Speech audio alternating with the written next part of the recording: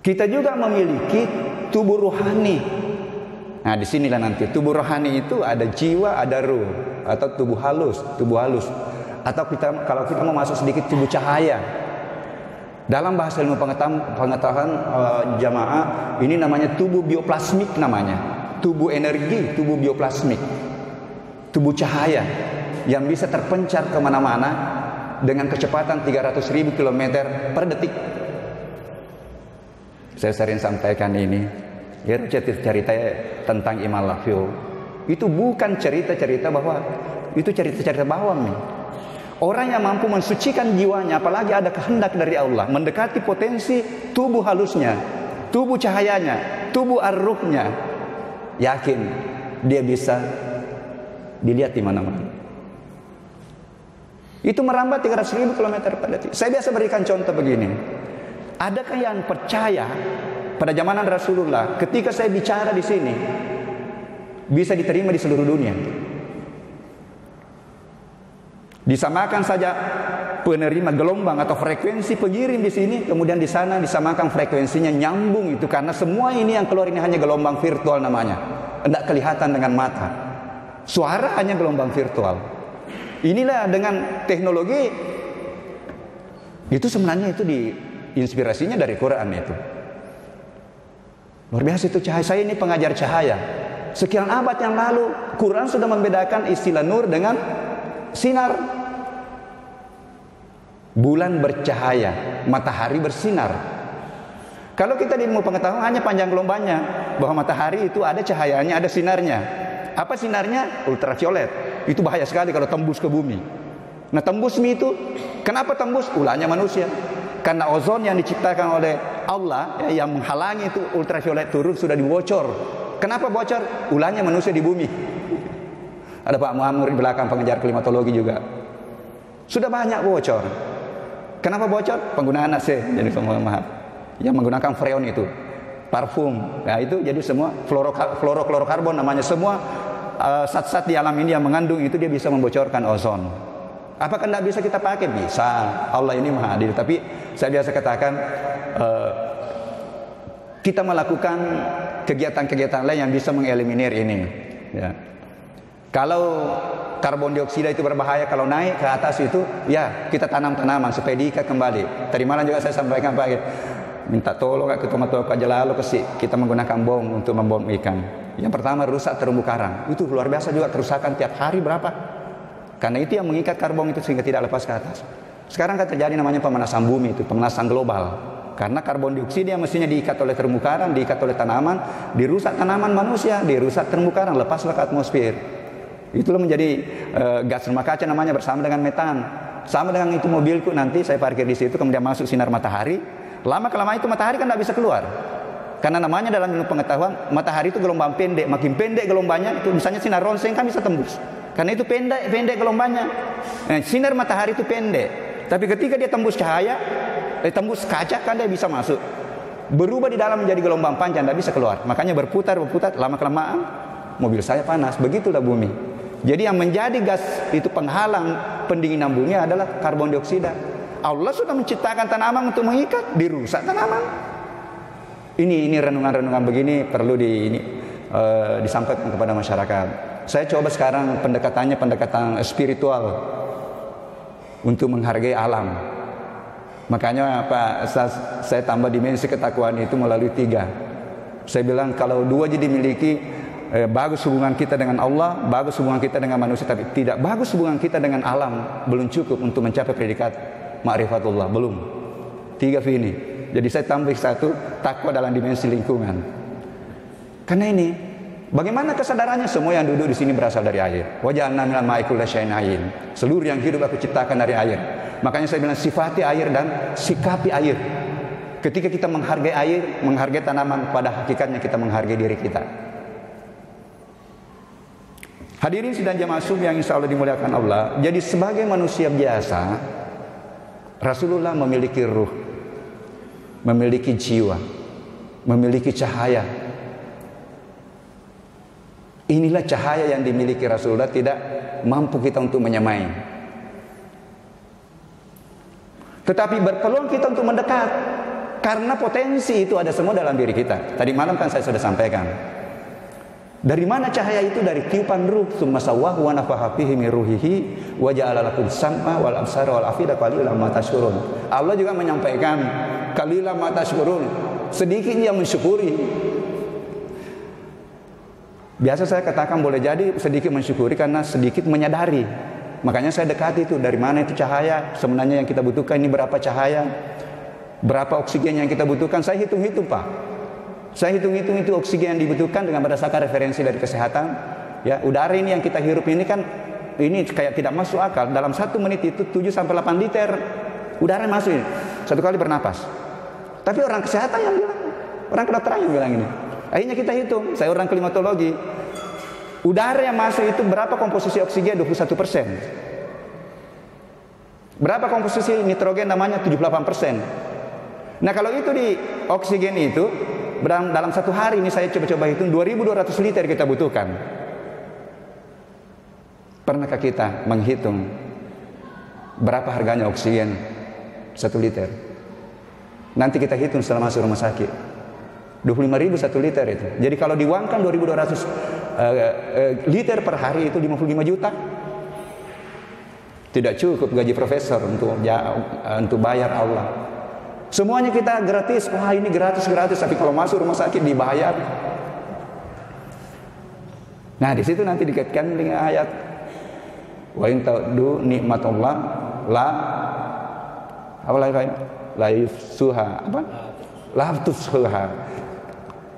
Niscaya kamu tidak bisa hitung nikmatku. Itu baru udara, baru oksigen.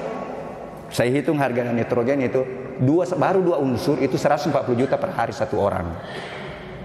140 juta. Nah kita butuh 16 unsur, sama dengan yang dibutuhkan tanaman. Jadi cara-cara beginilah yang bisa kita bagaimana menyadarkan diri. Allah betul-betul Maha Rahman, Maha Kasihnya Allah kepada hambanya. Belum itu ayat-ayat. Saya ini belajar betul-betul. Saya temukan ayat. Ketika kita berbuat kesalahan, dibalas Allah dengan setara dengan kesalahan itu. Ketika kita berbuat kebaikan, dibalas Allah berlebih sampai berapa kali lipat. Ya Allah, Maha Rahmannya Allah. Kejahatan bahkan ini dipelajari dari neuroscience. Baru kalau kita berniat itu belum jalan ini. Berprasangka buruk belum jalan. 3 kali berprasangka buruk baru bisa jalan ke seluruh sel tubuh kita. Tetapi ketika kita salawat, begitu salawat langsung menyebar ke seluruh sel tubuh. Jadi ini luar biasa sekarang ilmu pengetahuan dan bisa dibuktikan karena itu tadi saya bilang pancaran bioplasmi itu bisa difoto. Pancaran aura. Tapi rupanya alat baru menjangkau 8 meter kiri kanan kita. Baru bisa dipoto sampai 8 meter. Di luar itu masuk ke yang maha halus, tidak bisa dipoto, tidak bisa dijangkau. Kalau tidak bisa dipoto dengan alat, kembalikan. Karena memang yang pemiliknya ini adalah yang maha halus. Tidak bisa dipoto, foto aura tidak bisa. Hanya maksimal 8 meter. Jadi kalau insya Allah bersih suci jiwa kita, kita akan memancarkan cahaya itu. Tersambung dengan yang suci, tersambung dengan yang maha suci insya Allah. Sekali lagi, bahwa kita semua punya potensi itu. Kita semua punya potensinya imalafil. Tetapi itu tadi perjuangannya, bagaimana kita berusaha mensucikan, mendekatkan diri, mengaktualkan. Saya katakan begini, kalau mau mencari Tuhan, carilah di ayat-ayat kauliyah di Quran. Di situ dia sudah memperkenalkan dirinya, zatnya, sifatnya, perilakunya, Maha Rahmannya, Maha Kasih Sayangnya. Kalau mau mendekati Tuhan, dekatilah dengan mempraktekkan sifat-sifat mulianya dalam kehidupan. Coba, kalau seorang jujur, adil, cerdas, pasti dia dekat pada Tuhan. Malah saya maknai, karena banyak ada juga beberapa sebagian saudara kita memaknai zikir itu hanya ucapan. Zikir itu kan segala perilaku yang mendekatkan diri kepada Allah. Kita berperilaku jujur di dalam profesi kita, insya Allah itu adalah zikir. Saya bahasakan menghadirkan Tuhan di profesi, menghadirkan sifatnya, karena tidak ada profesi yang tidak mengharapkan kejujuran. Mulai dari rumah tangga. Tadi malah saya singgung, kalau di rumah tangga itu sudah ada dusta di antara kita, disitulah awal biasa kehancurannya rumah tangga. Sampai ke institusi, sampai ke negara. Jadi hadirkan, kita dekati dengan berlaku adil, kita dekati dengan berlaku jujur, sabar. Bukankah sabar bersama dengan Allah? Innallaha ma'as sabirin. Biasa saya koreksi diri itu, masih jauh kah ini? masih sering marah-marah. Tapi itu menjadi bahan koreksi bagi kita, bahan koreksi. Menarik sebenarnya, sekali lagi menarik Al-Quran. Jadi kita punya potensi itu, potensi cahaya kemuliaan. Mohon maaf, sudah hari keberapa ini? 24 Mei. Yang kita tunggu sebenarnya cahaya rahmat. Tadi mana saya sudah sampaikan hikmah dari kitab suci yang sudah diturunkan 114 surah itu. Sebenarnya ada yang berpandangan itulah yang turun pada malam Lailatul Qadar, dan yakin bahwa dia akan turun malaikat. Tanassalul malaikatu waruhu fiha bismillah. Dia akan turun. Dia turun secara umum, makanya dikatakan itu ada hari malam-malam tertentu yang sejuk sekali karena semua alam mendapatkan itu. Tetapi tidak semua manusia mendapatkan secara pribadi. Dia akan dimasuki hamba yang mensucikan jiwanya, karena hikmah Al-Quran atau famasena Allah Ta'ala susah masuk pada jiwa yang tidak suci. Ada ayatnya juga, ya ada ayatnya di surah Al-Awaqiyah kalau tidak salah itu, bahwa dia akan tidak akan masuk itu hikmah Al-Quran pada diri yang kotor, pada jiwa yang kotor. Mari kita manfaatkan ini. Mudah-mudahan kita sudah yakin bahwa kita punya potensi itu, kita punya. Tetapi nanti dalam melakoni perjalanan hidup kita, terutama di antara sholat, ya, di antara sholat itu dalam melaksanakan pekerjaan, jadi guru, jadi dosen, jadi petani, jadi nelayan, di situ ada tantangannya. Karena memang kita diberikan dua unsur yang berperang, pasukan malaikat dengan pasukan iblis. Fujuraha wa taqwaha. Makanya dikatakan itu berhasillah orang yang mensucikan jiwanya, yang selalu tergiring jiwanya kepada takwaha. Tetapi Allah juga memperkenalkan, tidak mungkin kamu suci ketika bukan karena rahmat dan kasih sayangku. Makanya pakai berdoa ini. Saya coba, ya Allah, berikan fadilah dan rahmatmu, karena kalau bukan rahmat dan fadilahmu, aku tidak bisa terlepas dari dosa. Engkau tidak akan terlepas dari godaan setan. Allah menyampaikan dalam Al-Quran itu. Ya. Jadi mohon maaf, jadi selama saya pembelajaran, terkadang saya mencoba, kalau saya lihat bagusnya artinya ini, terkadang ku sambung dari ayat satu dengan ayat lain. Ini contoh, ini anak-anakku yang sementara belajar, ku dapat gitu doanya malaikat, Rabbana wasi'ta kulla syai'in rahmatan wa ilman. Setelah itu kan lanjut, yang didoakan itu orang bertakwa. Ku potong di situ, baru ku sambung Rabbi sidani ilma warzuqni fahma, karena bagus sekali artinya ini, Rabbana wasi'ta kulla syai'in rahmatan wa ilman. Kemudian saya sambung Rabbi sidani ilman, tambahkan ilmuku, warzuqni fahma, tambahkan pemahamanku atau hikmah dari ilmu yang saya pahami. Mungkin tidak umum doa itu, tetapi saya coba, bagus sekali artinya, ku sambung nih. Dan saya kira tidak apa-apa Pak Kiai, Pak Ustaz, tidak apa-apa kan, dijadikan doa. Ya. Dan biasa kalau ada begitu saya konsultasikan Pak Kiai Farid Wadi, guru Pak Sanusi Baco. Pak Kiai, engkau saja pikiranku, maka kenapa saya rubah doa? Bagus ya. Alhamdulillah. Saya sebarkan. Bahkan saya pernah makutana ke guru bertanya pada guru Pak Farid Wadi, Pak Kiai, ada doa ini saya dapat di tanah suci. Allahumma apa lagi? Rabbi ausi'ni an ashkuraka ni'mataka allati an'amta alayya wa ala walidayya wa an amala sholihan tarda wa sili fi surriyati. Ini itu betul ilaika wa inni minal muslimin. Kami bagus sekali ini. Kita doakan diri kita doakan orang tua kita doakan anak keturunan kita. Bagus sekali. Pak Kiai, bisakah saya robah ini? Ketika saya membuat doa, saya robah menjadi doa jemaah. Rabbi ausi'na. Kan ada tonji saya dengar dia robah itu. Tapi ada Nabi apa dia bilang? Sebaiknya tidak, bro. Tapi dapatkah ilmu? Apa ilmunya? Dia bilang, itu selalu saya pakai sujud syukur. Jadi gara-gara bertanya, ada apakah? Akhirnya saya ceramahkan, saya bilang, tidak apa-apa jika apa saya ceramahkan. Dan itu rupanya doa itu sangat dianjurkan ketika sudah umur 40 tahun ke atas. Kalau doanya untuk bisa bersyukur terus. Karena orang bersyukur kan dijamin masuk surga. Syukur sabar itu jaminan masuk surga. Makanya selalu kita minta doa. Hadirin sidang jemaah subuh yang insya Allah dimuliakan Allah, ini panjang ini yang terakhir sebagai motivasi. Kalau kita sudah hakul yakin dengan Rasulullah, apa implikasinya dalam kehidupan? Nah ini, biasa saya juga masuk sedikit. Apa sih makna syahadat? Jangan sampai paham syahadat deh. Syahadat itu kan perjanjian, komitmen untuk menjadikan Rasulullah sebagai contoh, sebagai suri teladan. Apanya yang dicontoh? Yang terkait tadi amalan-amalan ritual. Salat awal waktu, salat jamaah, perbanyak sunnah, ya. Salat tahajud itu luar biasa. Rasulullah sudah dijamin tanpa dosa, masih bengkak kakinya salat tahajud. Kita ini belum dijamin.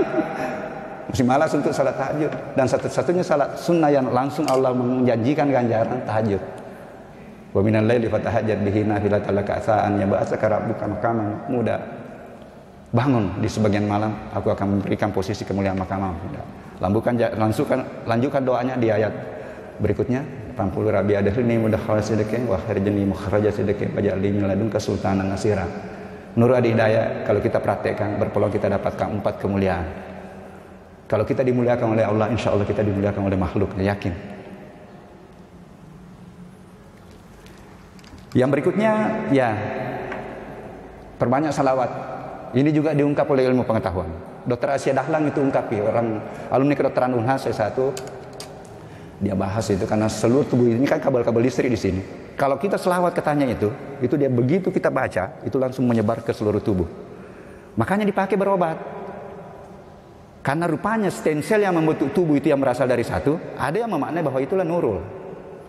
Sehingga ketika ada sakit-sakit, pegang saja di situ katanya, pegang, baca selawat, insya Allah dia akan mencari itu stem cellnya. Karena stem cell itu satu sel yang bisa membentuk bagian-bagian sel lain.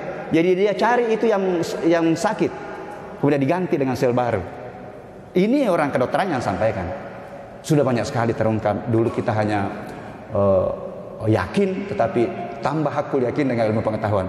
Makanya saya katakan begini, bahwa hakul yakin dia bisa hadir di diri kita ketika kita mengilmui. Ilmu yakin dan ainul yakin. Belajar melalui ayat kauliyah, belajar melalui ayat kauniyah. Ayat kauniyah saya pertanian, tanaman, iklim, ya. Tapi saya coba dan menyuarakan para ilmuwan, hai para ilmuwan, para profesor, doktor, tidak cukup ilmu politik, ilmu ekonomimu untuk bagaimana kita mendekat kepada Tuhan.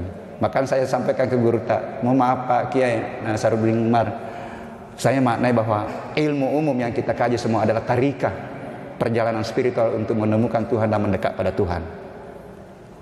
Dia juga tidak koreksi, ya, karena rupanya betul dia belajar biologi, dia belajar fisika, dia belajar kimia, dia pelajari semua.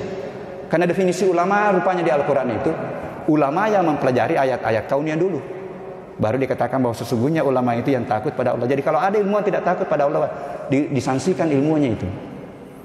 Ini luar biasa. Bahkan perkenalan pertama Rasulullah dengan Allah adalah ayat kauniyah. Ada nih kalau Al-Quran ada disuruh baca. Rupanya yang disuruh baca adalah dirinya yang tercipta dari segumpal daging. Saya bilang kalau begitu dia disuruh baca dirinya. Siapa dirimu? Ya, yang berarti ayat kauniyah dulu. Karena belum ada Quran waktu itu. Nah, ini pembelajaran saya. 5 ayat pertama dari itu, wah luar biasa banyaknya rahasianya. Kemudian Allah memperkenalkan sifatnya yang maha mulia, Rabb al-Akram. Kemudian Allah memperkenalkan dirinya pemilik ilmu, yang dia mengajarkan kepada hambanya, bisa melalui malaikat, bisa melalui wali, mohon maaf, bisa melalui guru, bisa melalui dosen, bisa melalui tanaman, bisa. Ini guru tanya selalu saya kejar ya, karena dia bilang begini, alangkah masih rendahnya ilmunya orang kalau gurunya pada manusia. Wih, tinggi sekali ilmunya ini Pak Kiai Nasaruddin Umar. Dan ada pengajiannya itu 4 kali 1 minggu. Sementara ini saya ikuti lagi melalui Zoom. Jadi ada hikmahnya corona sebenarnya. Seandainya tidak ada itu mana bisa dia di Jakarta sana di Istiqlal, Imam Besar Istiqlal, bisa kita dapat ilmunya. Sekarang 4 kali 1 minggu. 4 kali mana yang malam itu? Ada lagi malam selama malam bulan suci Ramadan belum pernah saya ikut. Itu yang disponsori oleh dokter siapa itu? Malam, jadi hampir tidak kurang tidurnya itu. Memang dia katakan begini, jangan kita terpaku dengan apa kata kesehatan, minimal 5 jam tidur. Banyak sekali itu. 3 jam katanya, beda deh. Tapi memang butuh latihan. Dia itu memang sudah kurang tidur. Kitanya lah banyaknya. Jadi akhirnya banyak juga saya bisa dapat sedikit melalui itu pembelajaran karena tidak ada waktu untuk kita tidak belajar. Yang terakhir ini motivasi. Siangnya semua ini Ramadan. Kalau gendai puasa, kalau cukup puasa tinggal berapa hari? Tinggal 6. Lewat kesempatan ini dan di tempat-tempat lain saya sampaikan. Tidak ada waktu yang berulang. Hari pertama sampai 23 tinggal kenangan. Dia akan hadir tahun depan, tetapi tahunnya sudah berubah, 1443, dan tidak ada yang menjamin dirinya sampai tahun depan. Harus kita maklumi itu. Sehingga seorang ulama sufi namanya Hasan Basri itu menyampaikan sepotong hadis qudsi. Ketika matahari itu terbit di sebelah timur, matahari itu berteriak, "Hai umat manusia, aku ini adalah makhluk baru. Ketika aku tampil, aku hadir di sebelah timur, manfaatkan aku untuk melaksanakan amalan-amalan yang baik. Karena ketika aku pergi, aku tidak akan muncul lagi sampai dunia ini kiamat. Masih ada hari besok, tapi berubah itu tanggalnya." Ini yang memperkuat bahwa tidak ada waktu yang berulang. Kita hanya menjalani perjalanan waktu itu sampai batas waktu yang kita tidak tahu kapan kita dipanggil. Mudah-mudahan kita dipanggil dengan ayat tadi. Mari kita manfaatkan untuk menunggu hikmah Lailatul Qadar. Untuk mudah-mudahan kita terpilih dari malaikat untuk diisi jiwa kita dengan pamasena Allah Ta'ala, yang menjadi modal besar ketakwaan. Dalam bentuk ketakwaan kita genggam keluar di bulan suci Ramadan ini sebagai tiket untuk menuju pada keselamatan. Saya kira itu, mudah-mudahan ada manfaatnya. Wallahu muwaffiq ila aqwamit thariq. Wassalamualaikum warahmatullahi wabarakatuh.